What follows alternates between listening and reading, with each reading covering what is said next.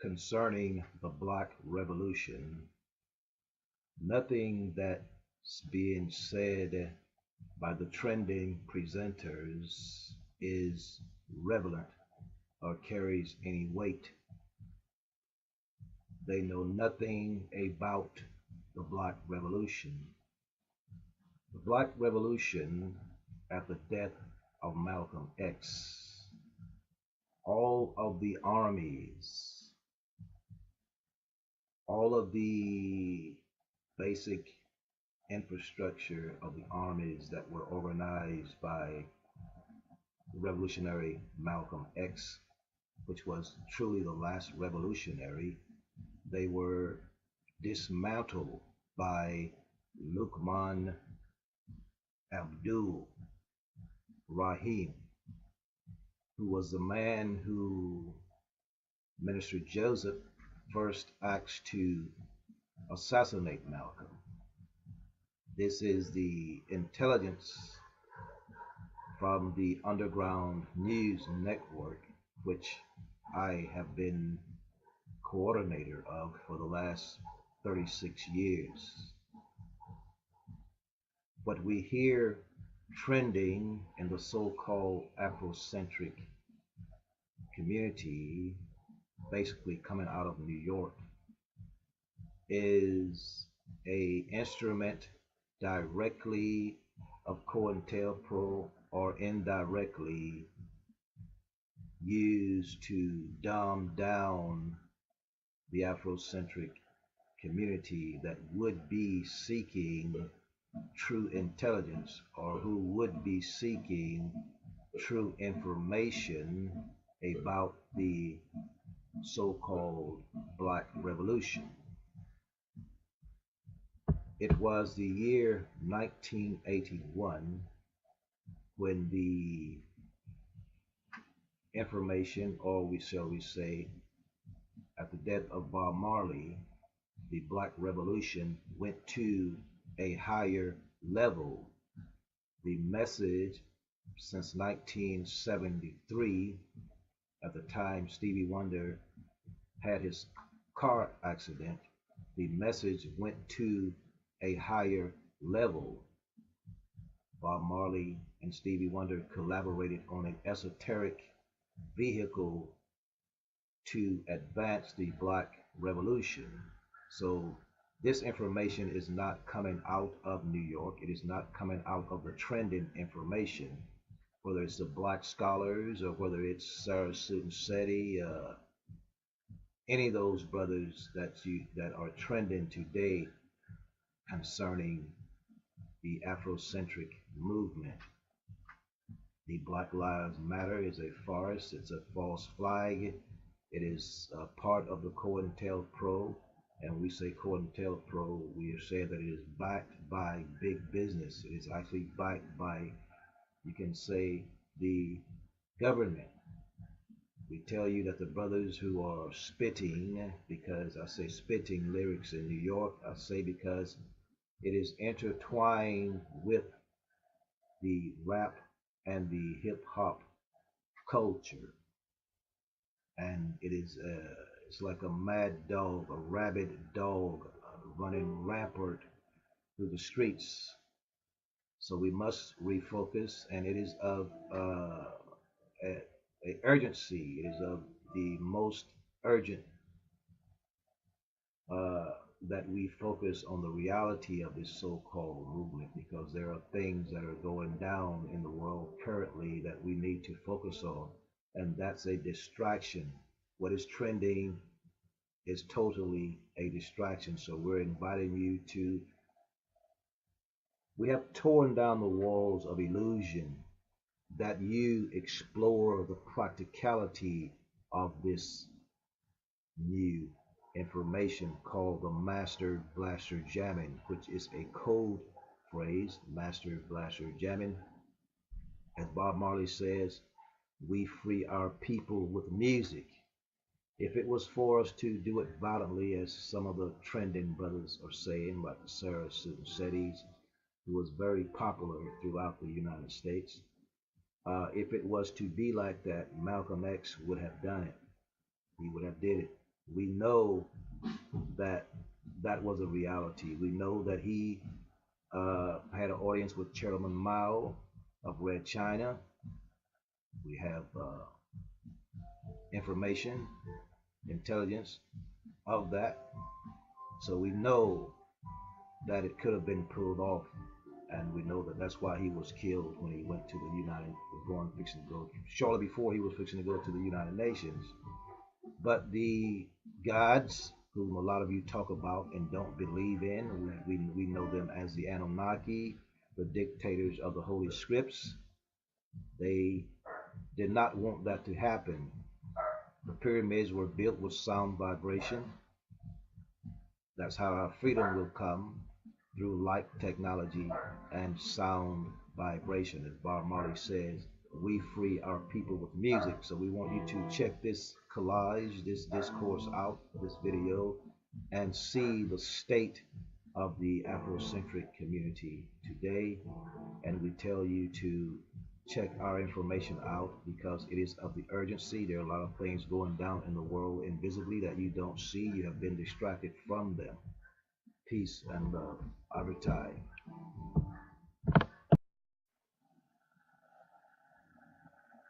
Greetings and salutations of peace.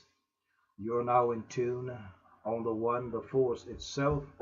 At this time, we call it the Holy Master Blaster Jamming. I am your brother, the Rastafari, Iktal Ayman I. There is a force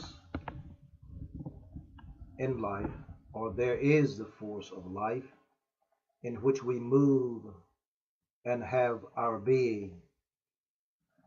I will call it the Great Intelligence. It is it that causes all things to be.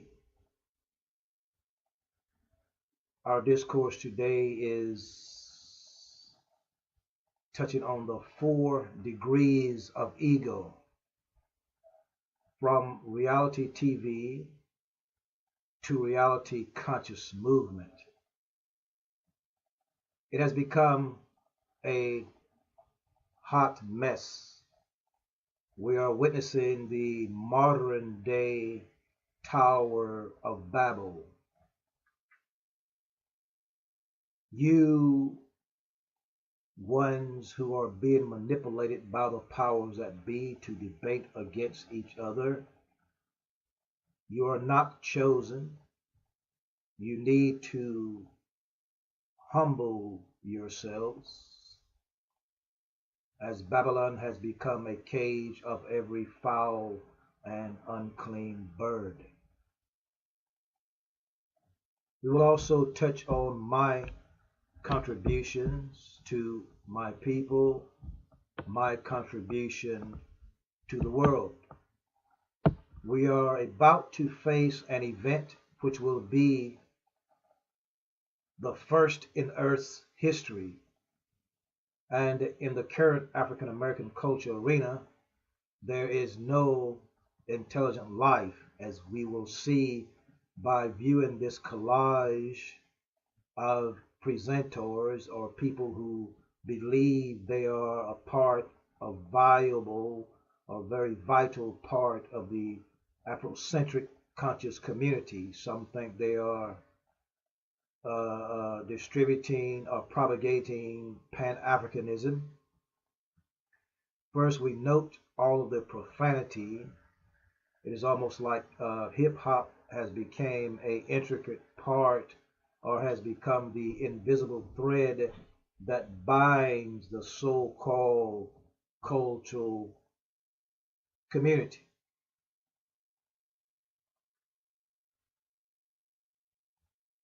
We will get even more deeper into it and say that what is amazing is that there are millions upon millions of Muslims and readers of Holy Quran, and it appears as if no one realizes that we live in the day of judgment. We don't realize that the hour that the Bible and Quran speaks of, this hour of judgment, everyone that's reading the holy scripts do not realize that we are in the book of Revelations currently, Revelations 12 to be precise, the sun-clad woman.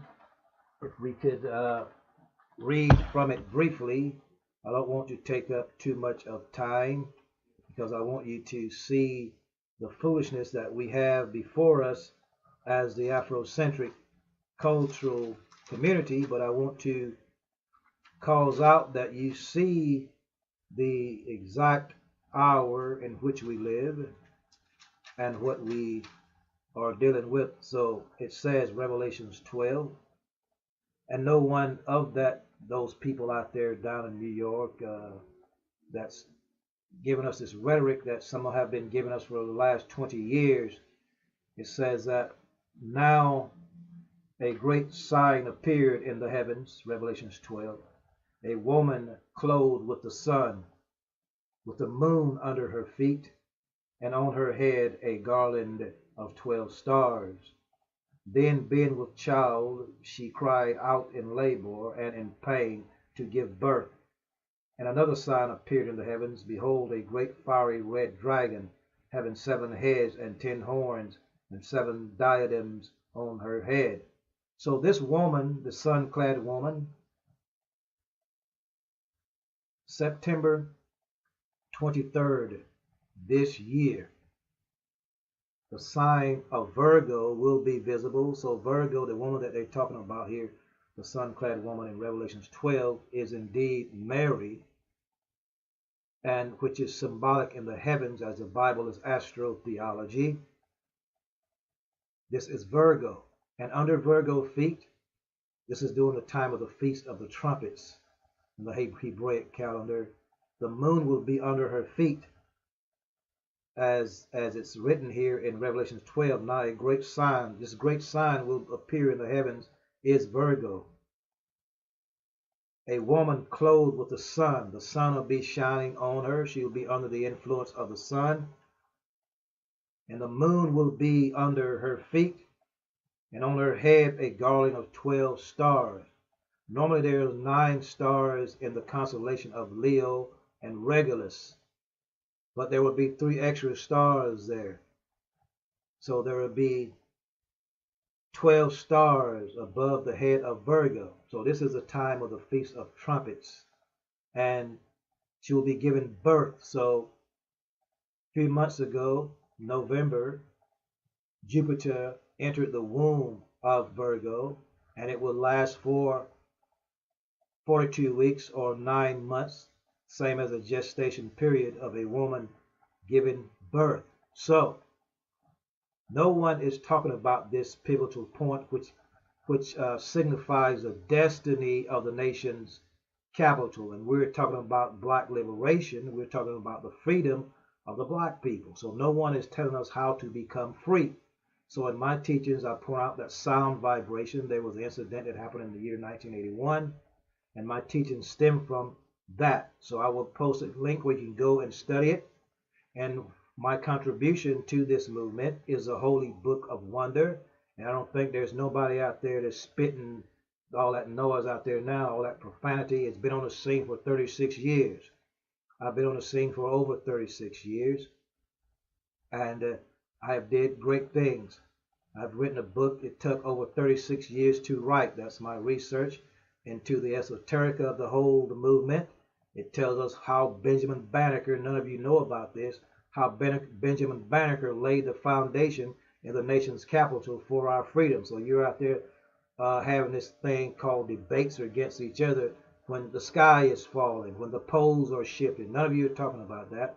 I heard a brother the other day, I think it was the blue or the red pill, one of those brothers, talked about the planets were getting into a line and all that, but that's just horoscope madness. But there's something really taking place. The poles are shifting. Look at the earthquakes in California. None of you are thinking about that. You know, let's look at the San Adrian fault line. The poles started shifting in the year 2012. In the year 2000, the poles began to shift. The Ross ice shelf broke off, sending ice all over the planets. Okay, Mercury, Venus, Mars, Saturn, Jupiter aligned for the first time. You say nothing happened, something did happen.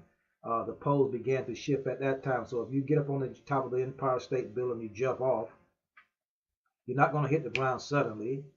So in my research and everything, I showed where there were signs and symbols. So we come to 2012, 12 years later. So if you add 5, 5, 2000 together, that's 10, 11, 12.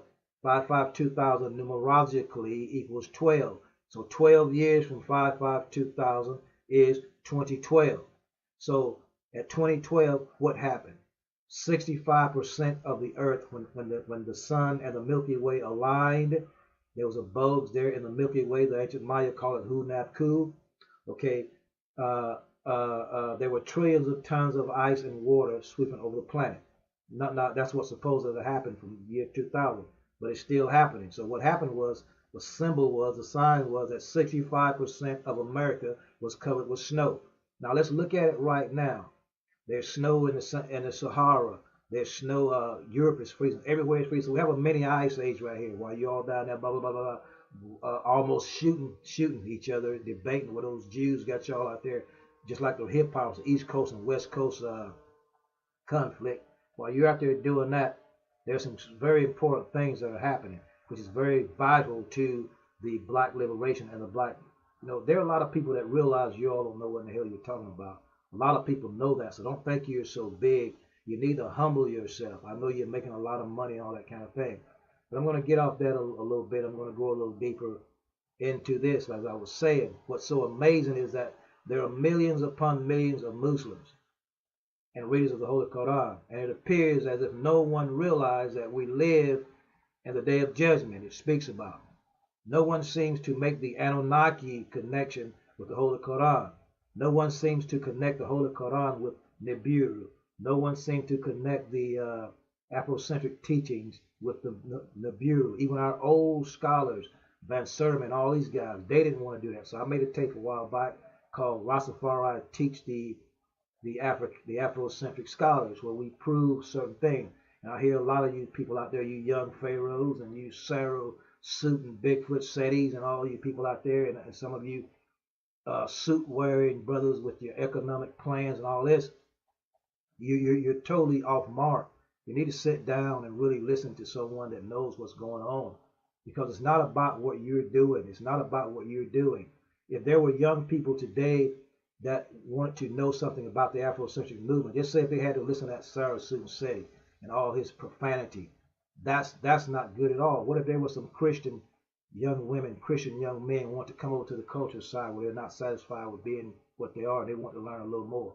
There's nothing wrong with Christianity. There's truth there, but the preachers are not telling it. They don't understand the allegory, the metaphor, and the simile, and the deeper level of meaning of things. But what if they had to come listen to a Sarah Suit Seti or Umar Johnson? Umar Johnson just put on a dadgum a world championship wrestling skull cap and just went totally berserk, man with a degree. No, we gotta stop this. Okay, since 1981, I've gathered a mass. None of you were on the scene in 1981. I've gathered a mass of amount of information, mass amount of intelligence in various fields of study. And out of my love for poetry came folk art. And I have folk art all over the world, some of the biggest museums in the world, folk art museums. And that naturally evolved into what I call sacred journalism. And speaking of journalism, I was the only independent journalist to cover the Beltway sniper trial entirely in the year 2003. And I was the only black journalist to cover that trial. And my coverage of that trial, speaking of journalistic credentials, and I saw Sarah Netta out there covering this incident where the Hebrews were getting busted. It was totally ludicrous. It was totally embarrassing to me, and it would be embarrassing to anyone. A brother out there is supposed to be a reputable news source. Me covering the Beltway sniper trial, and I wrote a book about it called Word is Bond, and it's in print, and you can look in the search engine, put in Ital Iman, Word is Bond. That covering of that trial was picked up by the Washington Post. How many of you all out there talking all that noise has been covered by the Washington Post? How many of y'all have your picture on Getty photos? So you just anyway. My purpose in life was to plant. My purpose of life was a plant hidden in the seed of this journey of my quest for knowledge. Upon knowing myself, and I tell everybody, once you know yourself, you come to find God, which dwells within you as you. God dwells within me as me. This is to say, the laws or law governing life, that intelligence, that super intelligence that controls all things, that makes it possible for you to do what you're doing. And you have to do what you're doing, I must say, because everything has got to be revealed. We're in the book of Revelation, so all the buffoonery, all the foolishness, all the hypocrisy has got to come out. So all you brothers out there with all that profanity has got to come out, because people have got to know that that's not it. But time is very short, I must say. First of all, before you start doing anything, I've heard some of you bragging about how long you've been there, what you did. But what I want to say first, the walls of illusion must be broken down, that the traveler explore the practicality of new information. This is that new information. All who have made this journey will find the same hidden treasure camouflaged by the entity called the United States of America, the government, which is a war industry. The U.S. government is a war industry. And hidden within their symbols, hidden within their architecture symbols, is actually our wisdom that we gave to them. Just think about it. Benjamin Banneker, you can find this in the Holy Book of Wonder, the book that I've written over 36 years.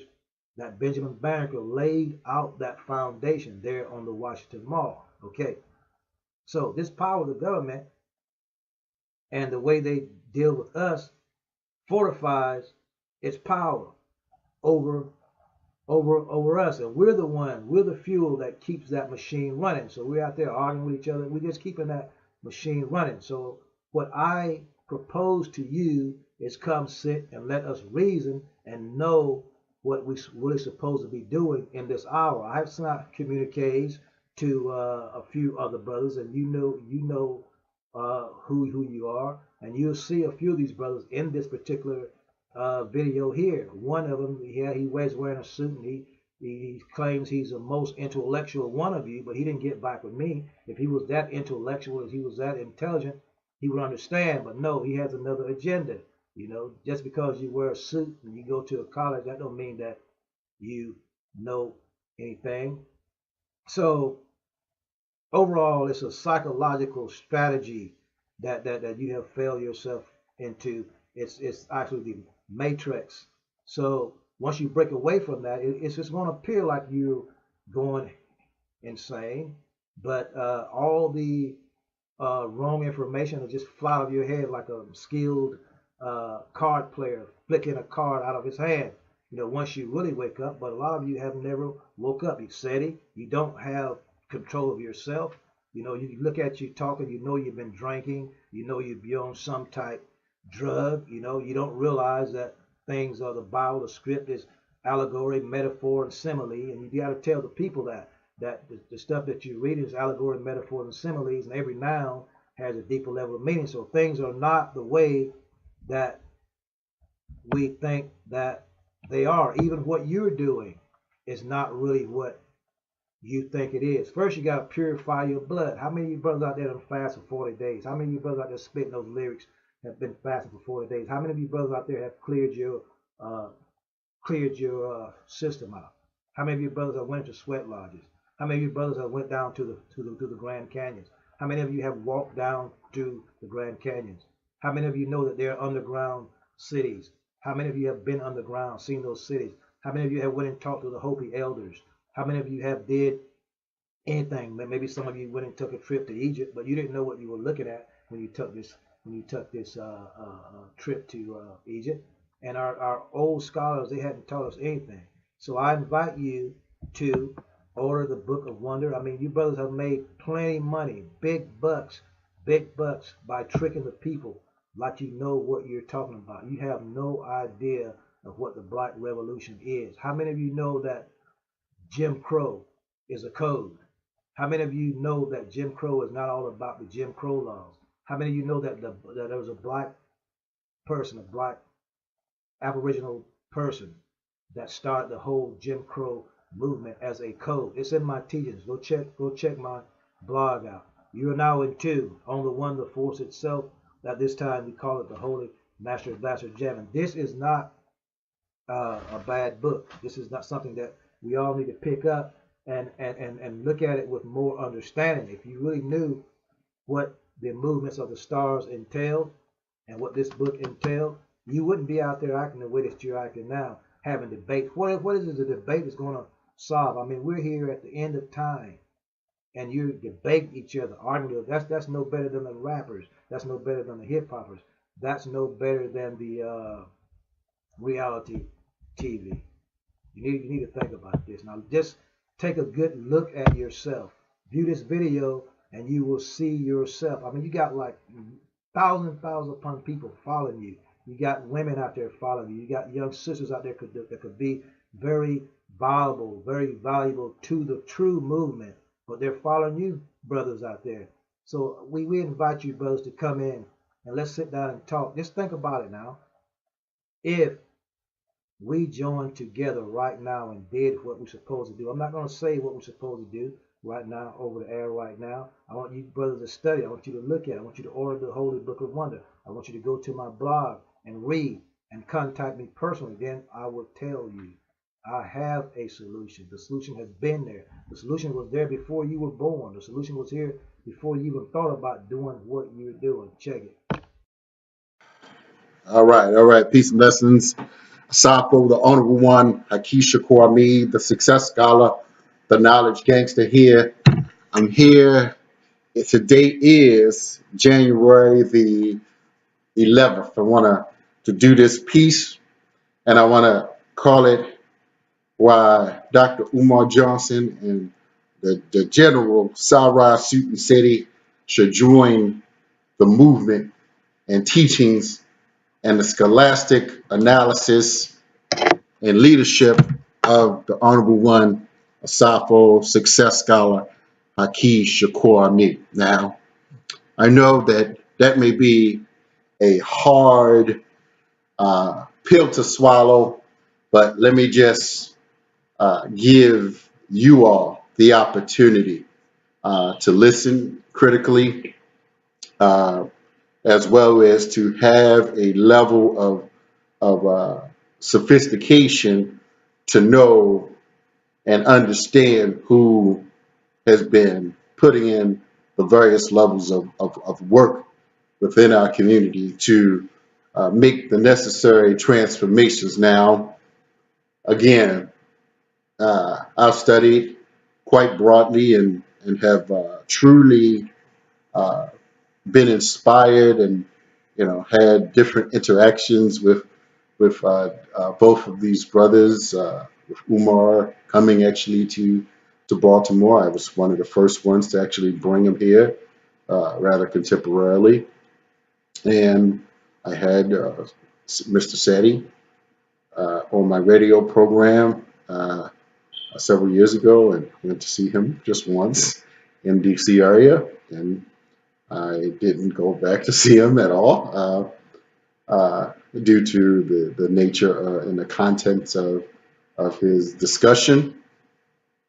So what I'm going to say is that, Dr. Umar really, embarrassed himself and black people, but of course he can be redeemed, and he can only be redeemed, I believe, under the proper, respectful, and honorable leadership and wise leadership that none of the other elders within our community has the necessary plan and strategies and understanding and track record that he would respect. He and said he would respect. And since I've studied all of the scholars that both of them say that they have studied under, it is only fitting that it is only fitting that individuals recognize this analysis. And let me just give some insights again, just going back, because I believe that given some background in terms of what I know from Dr. Umar and how this actually evolved. And I think that it was very inappropriate for him. I mean, if you do say something uh, about having our elders come together to to bring our community together, you don't do it and say, I'm the biggest one out here. That's not sincere. That's not a sincere approach, brother. And that's not, you're not being sympathetic. You just attempting to be a bully. And I saw one discussion where what's real is that you're not going to have people that's going to respond kindly to that. Uh, so let me just give some more, and it just shows that Dr. Umar has been quite a mean person, towards our people, and it's almost like hypocritical for him to suggest that he calling for something. Just a few years ago, maybe about a year ago, there was the incident. Well, after the degrees and degree issue and partial with the school, and then the whether or not one is affiliated with the Frederick Douglass, there was Brother Mukasa out of Philadelphia who know Dr. Umar in the academic, educational environment in the Philadelphia area. So there was a discussion, and the suggestion came out, or the Dr. Umar said that he would slap Mukasa, Brother Mukasa out of Philadelphia. Now, I know Dr. Umar says he's 6'3", and that's a pretty big fella, but Mukasa actually trains like every day, like you speak every day. I don't, you know what I'm saying? You got to understand that you can't go around telling everybody you're going to smack them, and some people you're only going to get maybe one smack off, or you might smack them once or twice, but you're not going to keep smacking some people. So I just say that, just have some respect and not put out violence towards other individuals. I want to first say that certainly wasn't called for. If you have a disagreement with an individual, another brother within the community, please don't tell a brother that you're going to smack him. That's kind of juvenile. And if you're talking about having a school, you're going to have disagreements, and we can't teach our young watotos that you're going to tell somebody you're going to smack them, like like they a child.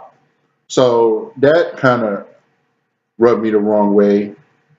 But after that, I want to say that, and I saw the video that Dr. Umar did, where he said, trifling ass black people, and you better give me some more money. You better give me some more money and some damn more money. Who talks to their people like that? Only because of you all not having knowledge and not having any level of self-respect. I stopped dealing with both of them, actually after that. Seti said something rather disrespectful to the crowd in Washington, D.C. He said he might drink and smoke after he do the lecture, and better not nobody say a damn thing about it. Now, who in their right mind, better not nobody say anybody got a problem with it. That's what he said. Anybody got a problem with it? You talking to your audience, making them feel like little children. Hmm?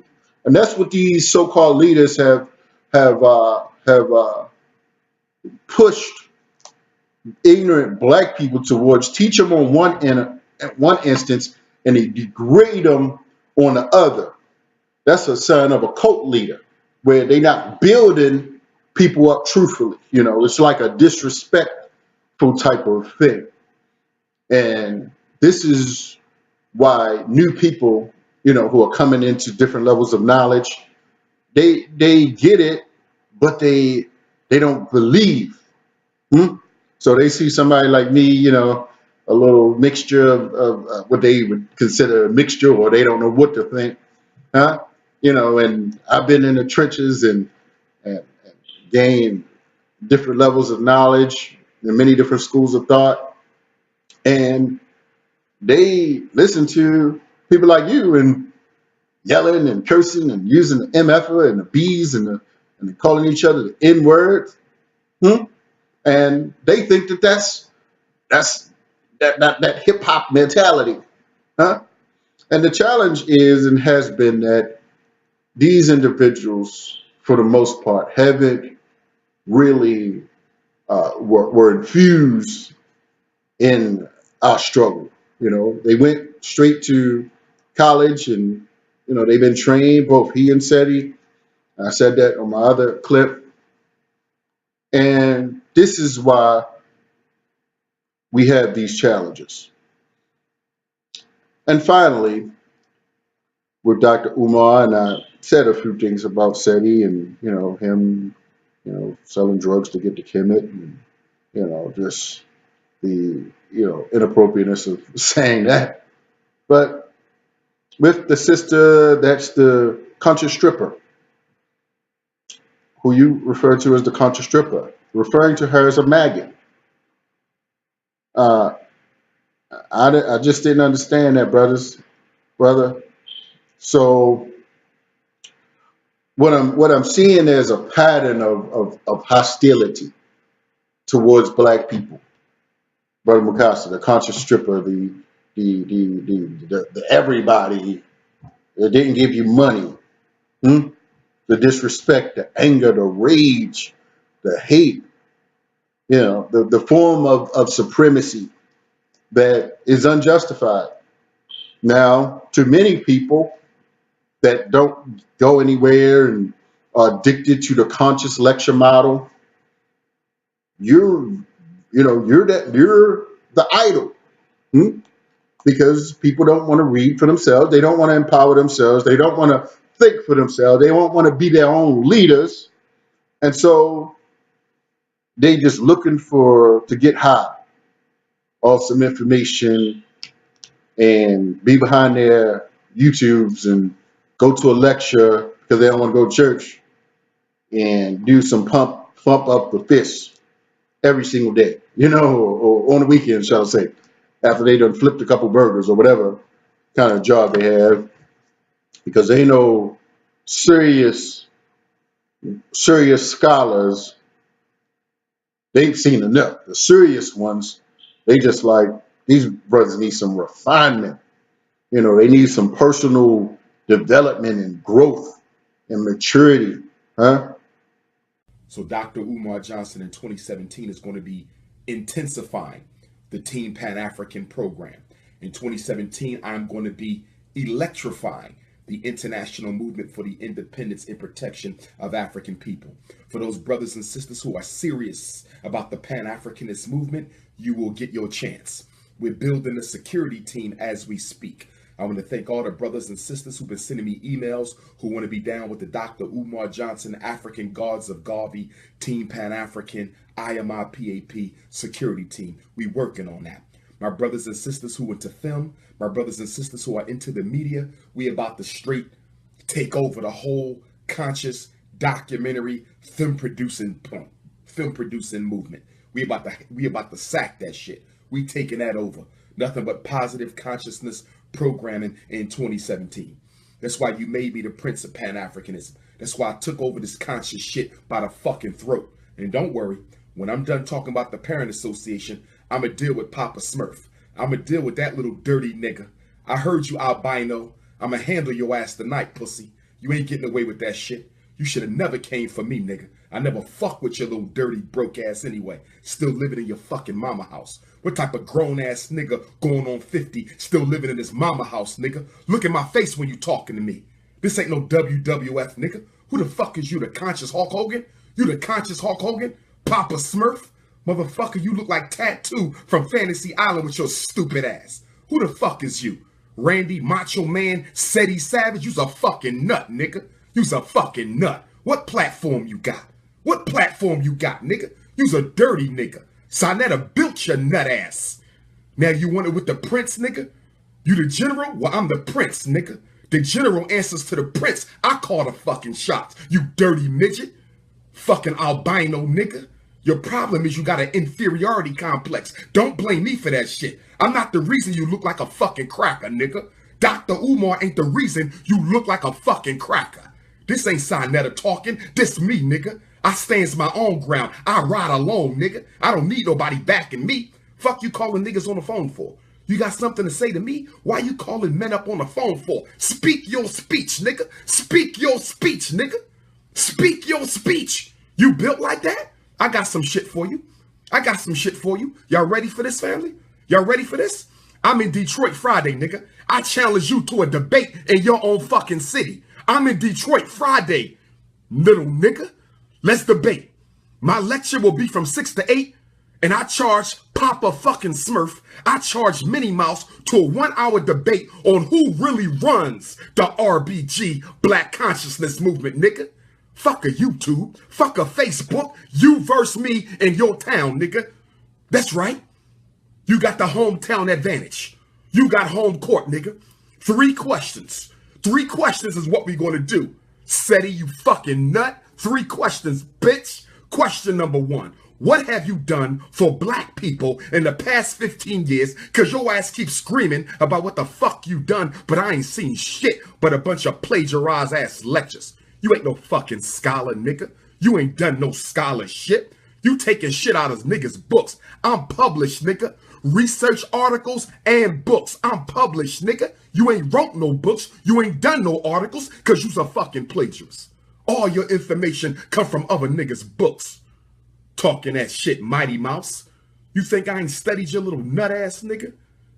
Think I ain't studied you? Every time you look in the mirror, you see a cracker, nigga. Every time you look in the mirror, you see a cracker, nigga. So you got to go extra hard because you trying to prove to yourself that you a black man. I ain't got that problem. I'm melanated, bitch. I'm melanated, bitch. When I look in the mirror, I see a black man. When you look in the mirror, you see a cracker, nigga. You got that Napoleon thing going on. You got that Napoleon. You see that date, August 21st, bitch. That's when I was born. 821, nigga. Bring it. Bring it, motherfucker. Little dirty midget. I called for an elders meeting because shit was getting out of hand. It wasn't about you. I don't go around thinking about you, you broke ass nigga. Do you even have a job? Talking about you leading the RBG movement, nigga, and you living on your mama couch. How the fuck is you leading the movement and you living on your mama couch? Explain that shit to me. Who gonna follow a nigga who can't even get his own place to live, still got to live at his mother's? Do you even have a job, nigga? And then you bringing up female shit? You really want to go there, family? You bringing up female shit? You really want to go there, nigga? You better think twice, nigga. You fail to realize you dealing with the prince of this shit. You dealing with King Kong consciousness right here, bitch. I done came across people you done dealt with. I know chicks who done spent time with you, nigga. And they done all said the same thing. You's a broke ass nigga and you got 2 pennies to rub together and you gonna come at me, nigga? I challenge you, nigga, to a debate in your city on my stage Friday. Call his ass up. Do you accept or not, nigga? I'm not paying you because you do nothing for me. I sells out everywhere the fuck I go. I don't need you, nigga. You are no benefit to my fucking movement, you broke ass nigga. I'll send you some taxi fare, nigga. 3 questions. The first question, what have you done for your people? that you wasn't paid for in the past 15 years since you keep on screaming that shit. Since you keep on screaming that shit. Question number 2, what is the platform and ideology of your so-called movement? And then I'm going to lay mine down for Team Pan-African, IMIPAP. And then the third movement. What is your solutions to the problems affecting us as African people, you fucking midget, you little Napoleon? Answer that shit in front of the people. 7 minutes on each question. You get 7, I get 7. We'll get the big brother Malik to do it. Malik Shabazz, he can moderate it. So you know what? From now on, we running it all. From the top to the bottom. Okay? And anybody that we fucking with will be solely contracted out. Okay? Ain't gonna be nobody bring. You ain't big enough. You ain't big enough. You ain't big enough. You ain't big enough. You call me, say, Sadie, I want to bring you in. I'll tell you exactly what you need to do to have a successful event. Been doing it longer than anybody. Them one events y'all niggas having up there don't mean shit. I move all year. Every motherfucking month I move and been doing it for the last 11 years. Okay, I know how to run a profession. I don't need no minimum wage working ass niggas out there to tell me that, and you up there sucking the Arab dick. You ain't even got the ability, nigga, to buy a nice outfit to take your girlfriend out. You's a bum ass nigga thinking that all that matter is, you know, is a book and a goddamn a necklace. It's more than that. See, that's where we losing. That don't mean lose your soul, but that don't mean be no fucking fool out here when niggas trying to really make it in this world. Okay, I have to be successful in what I'm doing because the job I have is a professional job, I may add. And if I was working on the motherfucking campus, I'm quite sure, nigga, I'd be making 75 to 100,000 right now. Okay, I'll be doing that, but ain't nobody gonna control me, nigga. Ain't no nigga gonna control me. You see, ain't nobody gonna control me at all. I hear people making some comments about a tribunal, calling some elders to a tribunal, and if the people don't show up, then the people. Listen here. I'm not coming to no motherfucking tribunal by some goddamn elders that have not even been active in the goddamn community. What make you an elder? I got elders of my goddamn own. Don't come out here calling out no elders, nigga. And I heard exactly when I don't call no names. Cause you ain't big enough. Nigga talking about ain't nobody out in the game bigger than him. Let me explain this shit to y'all one more time. Okay? I created this shit in my mind long before it existed. Every motherfucking component. And that big nigga ain't have a part in putting together no component within this community at all. Okay? And I don't have to run this shit down no more. The way I judge motherfuckers is where was you at Arlene Seti, which is the first classic of all classics that ever came to New York. Okay? And I might add to that I was already popping before Arlene Seti. Okay? So I don't want nobody to think just because I came to New York that somehow, nigga, I was already at True Bookstore every fucking Friday, uploading all the videos that's still classic today. I already did The Making of the White Man, one of my crucial lectures of all before Arlene Seti. I already did The Black Woman is God, and many of you niggas got it confused about who brought that. Okay, I brought it. Okay, we can go back to Dr. Ben, but none of you motherfuckers knew that. Okay, I the one made it an everyday, phrase in the Black Power community that nigga still talking about right now today. Nigga, you tell me what lecture from any one of them niggas that's so classic that you just got to have it. Good morning. My name is Jamal. I'm the father of Dr. Umar Johnson, the Prince of Pan-Africanism. shout out to my son and my other 8 children. I don't get to see my son too often, but I took some time out and listened to his video recently that was extremely embarrassing, and I issued an apology that apologizes for his behavior, which I know he's not a child, he's a grown man, but he's my child, and I really felt bad that he had to express himself that way for whatever the reason may have been. I'm not good at this. I'm new to this actually, and I've decided to do this after listening to that rant and viewing some of his other videos. I'm not a member of the conscious community. I am a concerned parent. I am a black man, despite what some people may think, because maybe I don't do the things that they think I should do as a black man. But the main thing I wanted to speak on was, first of all, there will be no profanity in this. So if you're looking for that, you may be disappointed. Secondly, I wanted to voice my opinion on something, but know that this was not and will not be directly against my son in reference to what I have to say in my opinion about what some things he may have said. I'm not as articulate as he is. I have an MBA, but I do not have a doctorate. I'm not as well traveled as he is. I have been around the world, but maybe not as often. And I may not be as, for lack of a better word, aggressive as he is in saying what he has to say. I've been there, done that, believe me. But I want to address the issue that he said about dating outside of your race. I personally do not agree with him.